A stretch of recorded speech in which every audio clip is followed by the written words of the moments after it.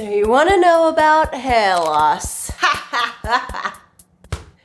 Sometimes there are symptoms and reasons that we tend to lose more hair. Oh, my precious hair. Because stress is a huge factor, hormones, genetics, and just general lifestyle habits. And that started my whole hair care journey, where I started talking to hair experts and specialists like trichologists, as well as going to get services done where professionals started to teach me and tell me all the little secrets that I'm gonna share with you guys. And the best thing about it is that it costs nothing. You just have to change and make little tweaks in your current routine, so it's actually very doable, and it completely changed my hair around. Before we get into it, disclaimsies, I am not a medical professional. These tips are things that I've personally tried after talking to scalp and hair experts, as well as scour the web and watch a ton of videos from other healthcare professionals, and combined it all so you don't have to yourself.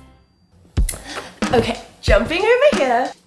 This tip could change everything, and to be honest, I didn't believe it could work at the beginning. Until I made a visit to Dr. Scalp, where the hair and scalp expert was inspecting my pretty traumatizing looking scalp, and she said potentially one of the reasons why my hair was falling out and it was thinning was because I wasn't getting enough blood circulation flowing through my scalp. And not just that, when I was cleansing, I wasn't putting enough pressure onto my scalp. So both of these relate to the pressure that we put on our scalp to move the blood, the oxygen, and the nutrients under the hair follicle so that the hair can grow healthy. The mistake most people make is that we use our hands, or we use these hair tools or scalp tools, and we're just too precious and light with it. And so this isn't stimulating that area of the scalp where hair growth happens, which is in that dermal layer. So if you're being too light with it, don't be scared to add a little pressure. So what we actually need to do is something called the scalp over skull method. I know it sounds a little crazy. What you want to do is put two of your hands on opposite sides of your head, add pressure to the palms and push in, and start making small movements, either circular or up and down. This is when you're actually moving the tissue over the fascia of the scalp, and therefore moving the scalp over the skull. And you can do it like every day, or just up to 4 to 5 times a week. And if you don't believe me, there are tons of videos online where people had alopecia and they had like severe hair loss, and this was the hair massages that they did religiously, and it helped bring back their hair, among many other things, right? It's not just one solution to a problem. And the best thing is, if you have any type of serums or topicals that you want to use, after doing the scalp massage, it's the best time to apply these because it will maximize the effects and give you the best result possible. And I have another neck massage for something really important later on in the video. Next one is stay hydrated always, but keep your scalp dry. So I learned this one the hard way multiple times. Everything starts at the root. And with hair loss, the root is our scalp. And when our scalp is wet or damp and just moist for a really long time, this breeds bacteria, fungi. We now know it's called malassezia, which causes inflammation. And when our scalp is inflamed, we tend to lose hair. Let me give you an example. It's like what's behind these two doors. The devastating laundry. Essentially, it's like not taking our clothes out of the washer, leaving it in there, and then it just breeds bacteria and it smells funky, there's mildew. That's essentially happening on our head. So this one was definitely one that was causing me hair loss. So now I am still a believer of air dry because less heat, better for the hair, but now I take a two-step approach to hair dry. So first, you want to blow dry the roots with warm or hot air until all the roots are dry. Don't forget the nape of the neck and just the sides, because often those areas are forgotten. And then I let the mids to the ends air dry. So I'll put a little bit of product in there and then just let it do its thing. And I kid you not, every time I get lazy to blow dry my scalp or dry it out, I will get dandruff, itchiness, and my hair will fall out like immediately. So let's keep our hair beautiful and shiny and our scalp dry and healthy. Now let's talk about the bottom to top approach. Hit it. So in my teenage years and like early 20s, I never brushed my hair. I was like, I want that effortless look. And then got into early adulthood and I'm like, okay, I should probably brush my hair to look like presentable and make my hair healthy, but I did it all wrong. I went from scalp and brushed it all the way to the ends. Because I used to bleach my hair, do all of that, it fell out so much, and it would also break. Like I would find split ends over here because my hair would just break off as well. So this actually made a huge difference. This is a really simple tip where you just grab your hair from the very ends and start brushing little pieces like this, and then you move up, brush a little bit more, and then go the full sweep. And then it actually looks really nice. So little steps for big changes. Next is wear a hat.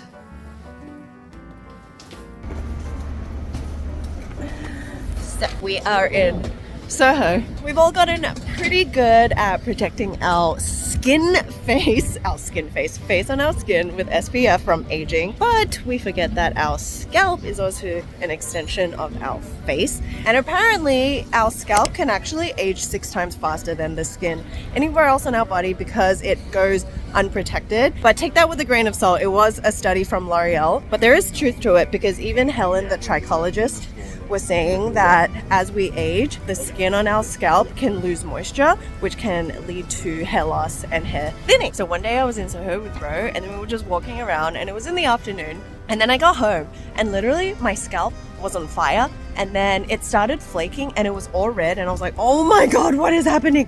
And for those next few days, my hair was actually falling out tremendously, and I didn't know what the heck happened. Correct. And then I realized my scalp had actually gotten burnt from the sun. UV rays hitting our head and scalp are just as harmful because it can cause dryness, irritated scalp, damage and breakage right at the root. So if we're outside running errands and living our lives, UV rays are constantly attacking us, and with skincare we know they aren't here to play and they are not our friends. UV rays are the strongest between 10 a.m. and 4 p.m. so if you're outside during those times, wear a hat, a headscarf, put a bag on it, do something that protects your scalp. So this next tip is pretty fun and one that I do pretty often, which starts right now, which is after the shower because it is the best time to do so. So if you guys have heard of hair theory, it's this thing where depending on how you part your hair, style your hair, it gives you a completely different look and vibe.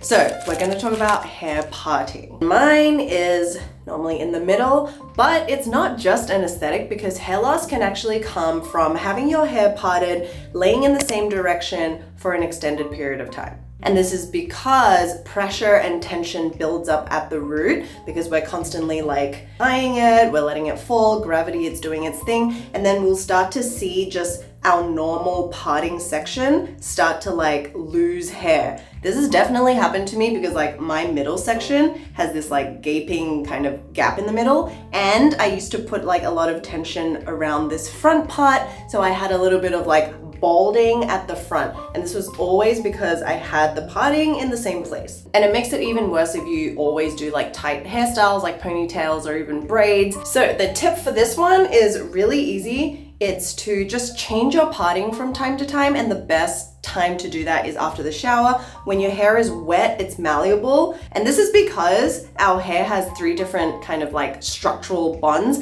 and the hydrogen bond changes when it comes into contact with water or heat. So that's why when you curl it, it stays curled, and when it's wet, it goes back to its original form, or you can mold it into a new shape. So this is where like you can either go for a whole new parting like this, and then you let it dry and it'll actually stay that way. And it also gives your hair a little bit of volume because changing it from one direction to the other gives your root that lift. And then also it makes it look thicker because your hair is like kind of more lifted at the root, which fills in that kind of balding scalp look. So like we've always said, you are what you eat, whether it's skin, hair. Board certified dermatologists have also agreed that there is studies that link poor gut health to hair loss. Did you know they have found that the immune system communicates with our hair follicles? And it says immune signals known as cytokines and interleukins, tell your hair follicles when to keep growing and when to shed. Also, our hair is made up of proteins and amino acids. That's basically it. And so we need to feed ourselves the right nutrition so that it can push out healthy hair. Otherwise, there's nothing to push out.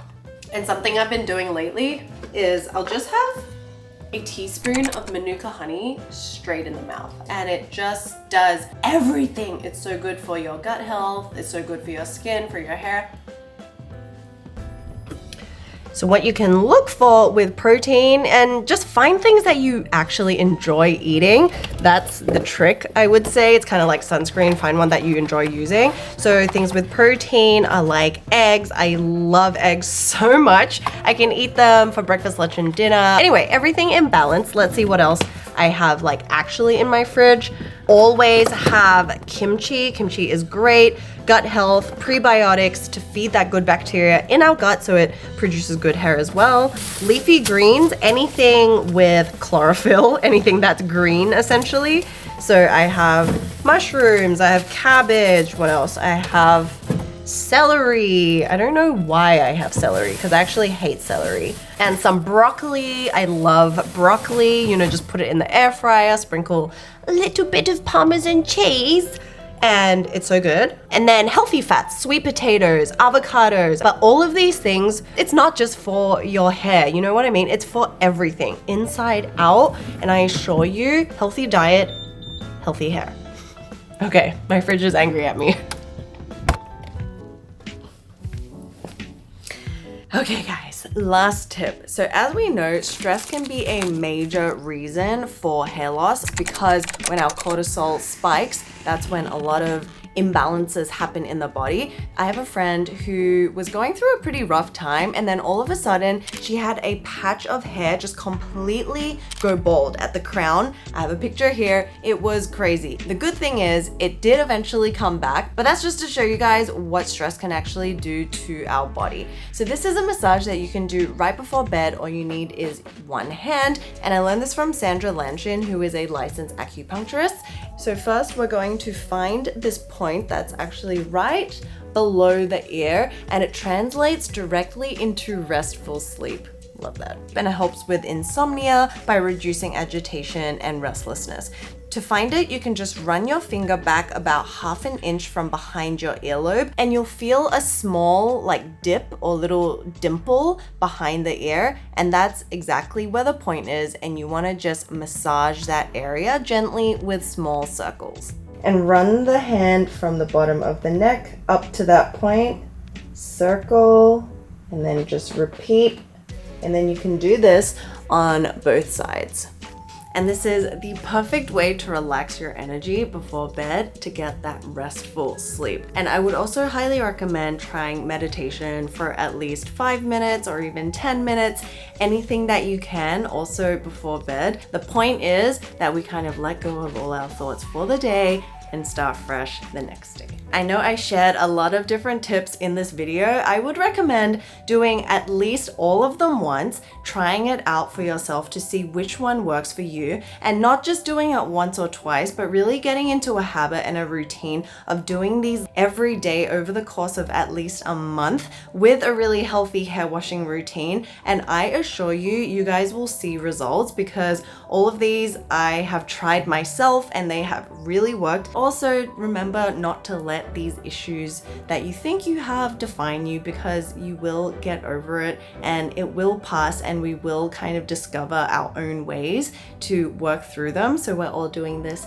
together. So that's just my little reminder for you. If you're stuck on a good hair routine, watch this video because I go through my whole routine and share all the tips in the shower, which are really important. And then you can use the tips that you've learned in this video to add into that as well. And yes, I will see you guys very soon. Bye-bye.